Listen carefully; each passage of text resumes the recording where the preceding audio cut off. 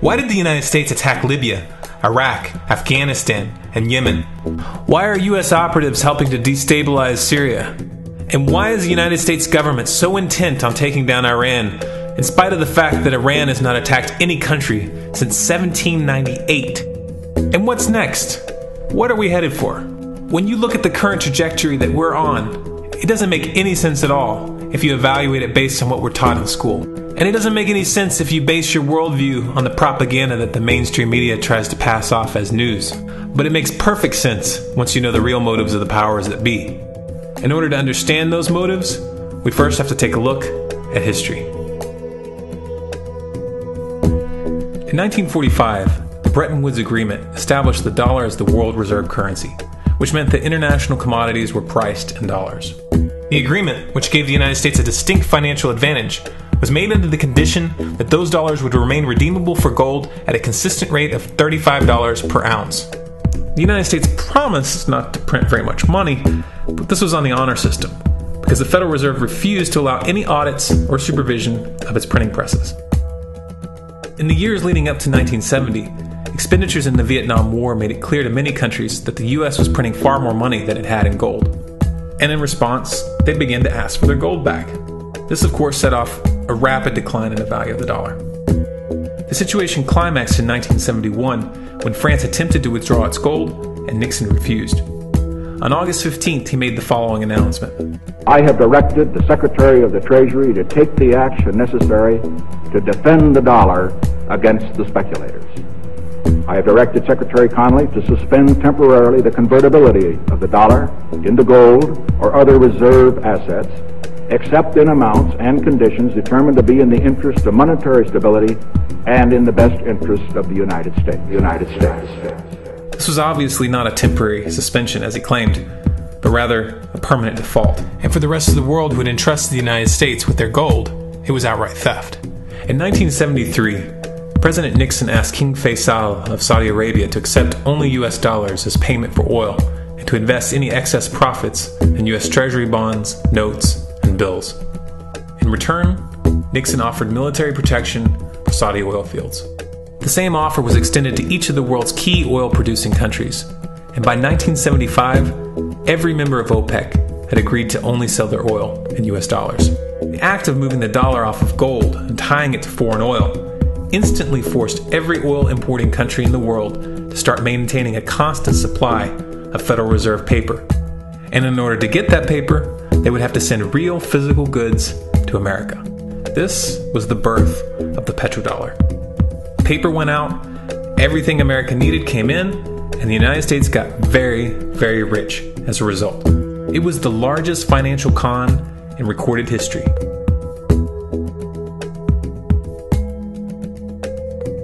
The arms race of the Cold War was a game of poker.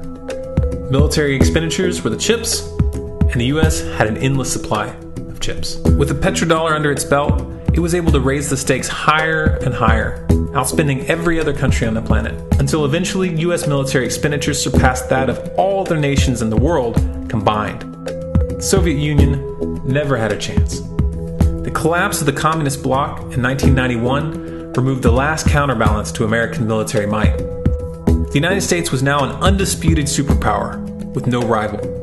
Many hoped that this would mark the beginning of a new era of peace and stability. Unfortunately, there were those in high places who had other ideas. Within that same year, the U.S. invaded Iraq in the First Gulf War. And after crushing the Iraqi military and destroying their infrastructure, including water purification plants and hospitals, crippling sanctions were imposed which prevented that infrastructure from being rebuilt. These sanctions, which were initiated by Bush Sr. and sustained throughout the entire Clinton administration, lasted for over a decade and were estimated to have killed over 500,000 children. The Clinton administration was fully aware of these figures.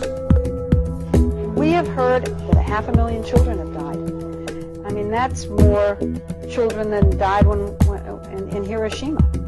And you know, is the price worth it?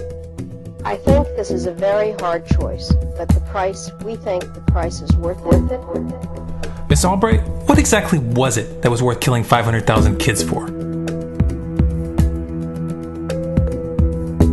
In November of 2000, Iraq began selling its oil exclusively in euros. This was a direct attack on the dollar and on U.S. financial dominance, and it wasn't going to be tolerated. In response, the U.S. government, with the assistance of the mainstream media, began to build up a massive propaganda campaign claiming that Iraq had weapons of mass destruction and was planning to use them. In 2003, the U.S. invaded, and once they had control of the country, oil sales were immediately switched back to dollars. This is particularly notable due to the fact that switching back to the dollar meant a 15 to 20% loss in revenue due to the euro's higher value. It doesn't make any sense at all unless you take the petrodollar into account. So I came back to see him a few weeks later, and by that time we were bombing in Afghanistan. I said, "Are we still going to war with Iraq?" And he said, "Oh, it's worse than that." He said, he reached over on his desk, he picked up a piece of paper, and he said, I just got this down from upstairs, meaning the Secretary of Defense's office today, and he said, "This is a memo that describes how we're going to take out 7 countries in 5 years, starting with Iraq, and then Syria, Lebanon, Libya, Somalia, Sudan, and finishing off Iran. Let's take a look at the events of the past decade and see if you see a pattern. In Libya, Gaddafi was in the process of organizing a bloc of African countries to create a gold-based currency called the dinar, which they intended to use to replace the dollar in that region. US and NATO forces helped destabilize and topple the Libyan government in 2011, and after taking control of the region, US armed rebels executed Gaddafi in cold blood and immediately set up the Libyan central bank. Iran has been actively campaigning to pull oil sales off of the dollar for some time now, and it has recently secured agreements to begin trading its oil in exchange for gold. In response, the US government, with mainstream media assistance, has been attempting to build international support for military strikes on the pretext of preventing Iran from building a nuclear weapon. In the meantime, they established sanctions which US officials openly admit are aimed at causing a collapse of the Iranian economy. Syria is Iran's closest ally, and they are bound by mutual defense agreements. The country is currently in the process of being destabilized with covert assistance from NATO, and though Russia and China have warned the United States not to get involved, the White House has made statements within the past month indicating that they are considering military intervention. It should be clear that military intervention in Syria and Iran isn't being considered. It's a foregone conclusion, just as it was in Iraq and Libya. The U.S. is actively working to create the context which gives them the diplomatic cover to do what they already have planned. The motive for these invasions and covert actions becomes clear when we look at them in their full context and connect the dots. Those who control the United States understand that even if a few countries begin to sell their oil in another currency, it will set off a chain reaction and the dollar will collapse. They understand that there is absolutely nothing else holding up the value of the dollar at this point, and so does the rest of the world. But rather than accepting the fact that the dollar is nearing the end of its lifespan, the powers that be have made a calculated gambit. They have decided to use the brute force of the US military to crush each and every resistant state in the Middle East and Africa. That in itself would be bad enough, but what you need to understand is that this is not going to end with Iran. China and Russia have stated publicly and on no uncertain terms that they will not tolerate an attack on Iran or Syria. Iran is one of their key allies, one of the last independent oil producers in the region, and they understand that if Iran falls, then they will have no way to escape the dollar without going to war. And yet the United States is pushing forward in spite of the warnings. What we are witnessing here is a trajectory that leads straight to the unthinkable. It's a trajectory that was mapped out years ago in full awareness of the human consequences. But who was it that put us on this course? What kind of psychopath is willing to intentionally set off a global conflict that will lead to millions of deaths just to protect the value of a paper currency?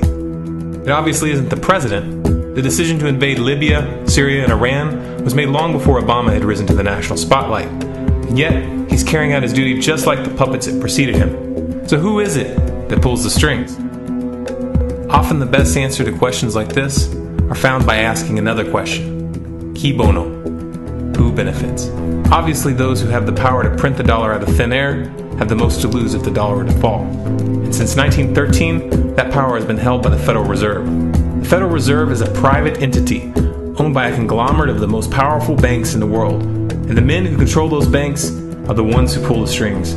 To them, this is just a game. Your life and the lives of those you love are just pawns on their chessboard. And like a spoiled 4-year-old who tips the board onto the floor when they start to lose, the powers that be are willing to start World War III to keep control of the global financial system. Remember that when these wars extend and accelerate. Remember that when your son or your neighbor's son comes back home in a flag-draped coffin. Remember that when they point the finger at the new boogeyman. Because the madmen who are running this show will take this as far as you allow them to. So how much time do we have left? It's a question I hear constantly, but it's the wrong question. Asking how much time we have left is a passive posture. It's the attitude of a prisoner who's waiting to be taken out to a ditch and shot in the back of the head. What are our chances? Can we change course? Also the wrong question. The odds don't matter anymore. If you understand what we're facing, then you have a moral responsibility to do everything in your power to alter the course that we're on, regardless of the odds. It's only when you stop basing your involvement on the chances of success that success actually becomes possible. To strip the ill-begotten power from the financial elites and to bring these criminal cartels to justice will require nothing less than a revolution. The government is not going to save us. The government is completely infiltrated and corrupt to the core. Looking to them for a solution at this point is utterly naive. There are 3 stages of revolution, and they are sequential. Stage 1 is already underway. Stage 1 is the ideological resistance. In this stage, we have to actively work to wake up as many people as possible about what is happening and the direction we're headed. All revolutions originate from a shift in the mindset of the population, and no other meaningful resistance is possible without it. Success in this stage of the game can be measured by the contagion of ideas. When an idea reaches critical mass, it begins to spread on its own and seeps into all levels of society. In order to achieve that contagion, we need more people in this fight. We need more people speaking out, making videos, writing articles, getting this information onto the national and international stage. And we especially need to reach the police and the military. Stage 2 is civil disobedience, also known as nonviolent resistance. In this stage, you put your money where your mouth is, or more accurately, you withhold your money and your obedience from the government, and you do everything in your power to bring the gears of the state to a halt. Practiced in mass, this method alone is often enough to bring a regime to its knees. However, if you fail at this stage, Stage 3 is inevitable. Stage 3 is direct physical resistance. Direct physical resistance is the last resort, and it should be avoided and delayed as long as possible, and it should only be invoked after all other options have been thoroughly exhausted. There are those who talk tough and claim that they will resist when the time comes, but what those people fail to realize is that if you are inactive during the first 2 stages and save your efforts for the last resistance, then you will fail. When the Nazis were moving door to door, dragging people out of their homes in Germany, that was the time to fight back physically. But due to the lack of ideological resistance and civil disobedience leading up to that moment, even an armed uprising would have likely failed at that point. An armed uprising can only succeed if the people have established an attitude of active resistance. And active resistance is only possible after their minds have broken free from the mainstream propaganda. If you want to fight back, it's now or never. You're not going to get another chance, and the stakes are far higher than they were in Nazi Germany.